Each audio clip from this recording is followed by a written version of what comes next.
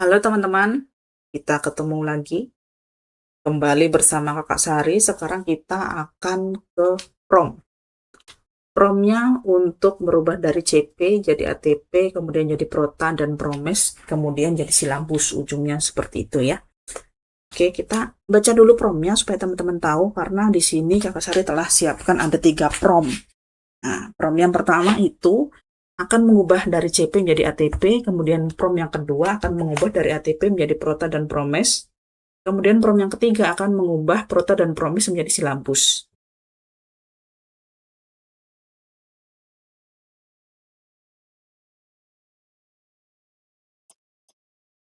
Oke, kita bahas dulu prom 1 karena Kakak Sari itu matematika umum ya pegangannya.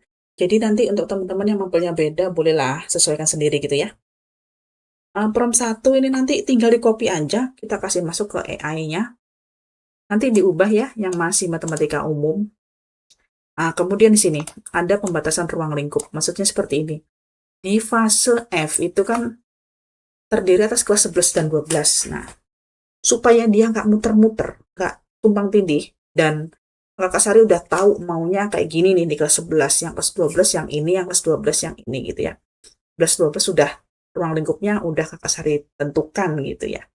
Nah, jadi ditambahkanlah seperti ini. Nah, teman-teman juga bisa ya sesuaikan untuk mapel masing-masing. Oke, kemudian kita akan gunakan taksonomi Solo untuk pembelajaran kita untuk pendekatan PM, pembelajaran mendalam kita gunakan taksonomi Solo. Ini prom 1, tinggal di copy paste. Dan jangan kaget, ini promnya panjang dan nanti setiap dia ada apa ya? Dia ada langkah yang ambigu atau perlu klarifikasi, dia akan minta klarifikasi ke kita. Itu memang Kakak Sari kunci seperti itu supaya dia tidak sesuka hati jalannya kemana-mana, harus sesuai kita gitu. Jadi dia jadi bawahannya, kita jadi atasannya, ceritanya gitu ya. Dia harus manut sama bosnya gitu. Nah, di prom 2 itu dari ATP jadi Prota Promes. Ya, prosem juga boleh ya bilangnya ya, terserah aja. Saya lebih gampang gitu ya, saya lebih gampang pakai Promes.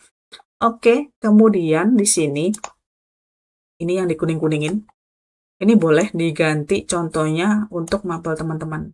Identifikasi seluruh materi yang memiliki hubungan transisi antarkelas yang kuat. Nah, contohnya seperti ini. Jika terdapat lebih dari satu alternatif yang sama kuat, tampilkan seluruh alternatif dan minta konfirmasi guru terlebih dahulu. Memang saya selalu menekankan minta konfirmasi dulu. Kenapa? Supaya dia selaras dengan kita, dia nggak lari sendiri gitu ya. Nah, ini nanti teman-teman bisa ganti. Ini kan punya Kakak Sari nih ya. Nah, teman-teman ganti aja mapel teman-teman apa gitu. Kasih contoh satu supaya dia ngerti. Oke, kemudian ini yang mau dicerita. Kalender akademik ini boleh disesuaikan kembali ya. Tapi saya jelaskan dulu 36, 36, 32. Ini dapatnya dari struktur kurikulum. Nah, kemudian agar berimbang dan mudah 36 di kelas 10 kelas 11 itu adalah akan efektif per tahun. Jadi itu saya bagi aja nih jadi 2 gitu 18. Nah, sedangkan untuk kelas 12 dia cuma 32 karena dia kan lulusnya duluan gitu ya, cepet gitu. Lebih awal dia selesai. Jadi di sini 18 supaya berimbang dan nggak ada apa-apa juga kan di semester 1 itu. Nggak mungkin dia puasa duluan untuk kelas 12 gitu kan, nggak mungkin. Jadi supaya berimbang aja 18, nanti di ujungnya ini yang baru 14 gitu. Sesuaikan lagi matematika umum ya, sesuaikan ini mapel teman-teman apa di sini alokasinya. Kebetulan saya 4 JP per pekan, kalau teman-teman ada 2 JP, 3 JP, 1 JP, 5 JP, 6 JP, dan seterusnya. Kalau SMK mungkin ada sampai 10 JP kali ya. Untuk yang produktif itu nanti sesuaikan aja di sini. 1 JP-nya 45 menit, kita bikin standar dulu.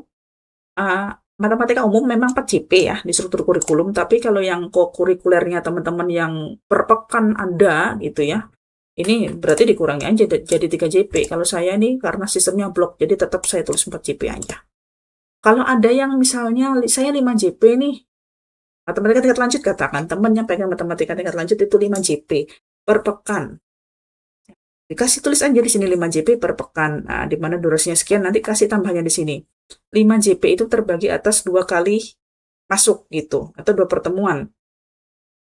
Pertemuan pertama 3 JP, pertemuan kedua 2 JP atau sebaliknya. Itu kasih sendiri ya, ketik-ketik di sini.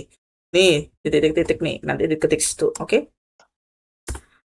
Nah, kemudian ini normal saja, boleh ngikut aja teman-teman ya supaya gampang. Kemudian kita bahas ke prompt ketiga. Prompt ketiga. Prompt ketiga itu dari prota promes menjadi silabus. Ya, ini sama aja. Ini kayak tadi ya, kayak yang tadi. Sesuaikan untuk mapel masing-masing. Yang dicerita tadi, copy aja ke sini kata-katanya kalau yang 5 JP yang 2 kali masuk. Kemudian ini 180 menit didapatnya dari mana? Dari 4 JP dikali dengan 45. Jadinya 180. Gitu ya. Kalau yang 2 kali pertemuan ya jabarkan pertemuan 1 sebanyak 3 JP kali 45 berapa menit tuh. Dan pertemuan kedua adalah 2 JP kali 45 gitu. JP-nya sesuaikan. Ini oke. Nah, ini saya kasih tahu dia, jadi paksa gitu ya. Kalau ada yang komplit ya boleh lebih. Gimana kan ya? Kasihan anak-anak. Oke, ini seperti tadi. Ya, jadi kalau ada kata-kata kalender, tidak usah terpantik untuk mengunggah kalender pendidikan atau kalender sekolah, bukan seperti itu maksudnya. Ini supaya bahasa di prom aja dia, supaya ngerti aja AI-nya. Ini pokoknya segini nih kuncian kalendernya yang tersedia gitu. Pekan yang tersedia. Ini ikut aja, teman-teman ikut aja. Kemudian, perhatikan apa-apa yang harus diunggah. Di prompt 1 nanti ada 3 file yaitu capaian pembelajaran, pemetaan materi esensial, dan penjabaran materi esensial yang tadi sudah kita siapkan. Kemudian nanti di prompt kedua itu hanya ATP saja. ATP ini adalah hasil dari prompt 1. Jadi prompt 1 harus kelar dulu, baru bisa lanjut prompt 2. Udah kelar semua yang paling banyak yang keroyokan ada di prompt 3 yang diunggah nanti CP, ATP, Prota, Promes, atau Prosem ya. Baru nanti dia bisa keluar jadi silabus. Oke, untuk yang penjelasan prompt sampai di situ. Oh iya, kalau ada yang penasaran, ada yang mau tanya, atau ada yang masih bingung, ini kok ada ini ya lambang-lambang sekolah ya gimana ya kalau mau menghilangkan? Boleh di sini teman-teman ya, di desain, kemudian di watermark. Nah, saya pakai watermark. Kemudian bisa di remove, nanti hilang dia. Ya, siapa tahu kan teman-teman mau pakai untuk sekolahnya gitu ya. Kemudian juga bisa di custom, jadi bisa no watermark, jadi bersih dia tampilannya kayak normal, kayak biasanya, atau pakai picture seperti saya lakukan ini. Ini nanti tinggal select aja from file gitu misalnya. Tinggal kasih masuk misalnya di mana dia alamat sekolah berada gitu, di insert gitu ya. Atau bisa juga pakai teks, jadi teksnya itu terserah mau pakai pakai bahasa apa gitu. Ini Indonesia, terus di sini teksnya asli atau hanya milik saya seorang atau tidak ada duanya atau hanya ini satu-satunya, boleh ya kasih masuk sini. Dan jangan lupa di apply supaya dia ada muncul seperti ini.